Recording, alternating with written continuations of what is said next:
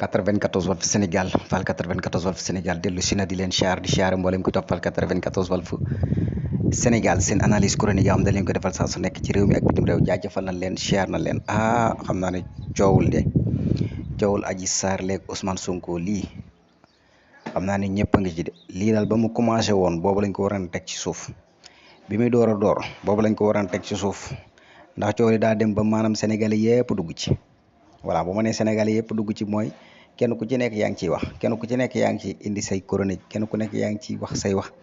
voilà loolu moo tax nag sénégalais yëpp dugg na ci loolu moo tax fi mu toll mu naqaree lijjanti parce que yaa ngi gis buñ dee wax projet Adji Sarr bi Ousmane Sonko booy yi jóg aywa buñ ne dañuy yóbbu Ousmane Sonko léegi booy yi dem di taal voilà loolu lépp kan sénégalais yi dugg nañ ci lu mel nii bu amee buñ ko teelee jël waxtaane ko teg ko ci suuf yaakaar naa ne du indi lii yëpp voilà tey nag gis nga ko même takk der yi gis nga ko tey jii bi Adji Sarr di ñëw ci buntu tribunal bi gis ngeen ko yaakaar naa image baa ngi daw ci internet bi voilà te ñoom yaakaar naa ñoo yor waa organisation bu fekkee ñoom ñoo yor wàllu organisation bi ba pare ñuy nga gis loolu tey jii mu jàpp ay xët-xët ak yooyu nekk na loo xam ne ni aywa kon yaakaar naa ne lii yëpp sa pense que rek mooy li ñëpp di wax rek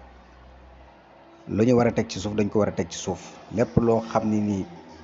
day indi problème wala day indi coow loolu dañ ko war a teel a teg ci suuf parce que loolu mooy li nga xam ne nii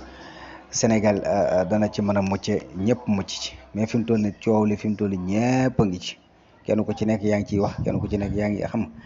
jàpp ni yow xam nga li nga ci wax loolooy dëgg voilà loolu yëpp mu ngi ci voilà kon ñu bàyyi xel bu baax a baax xam ne yu mel nii dañ ko war di teel di arrêté Fall 94 Walf Sénégal lii leen indil.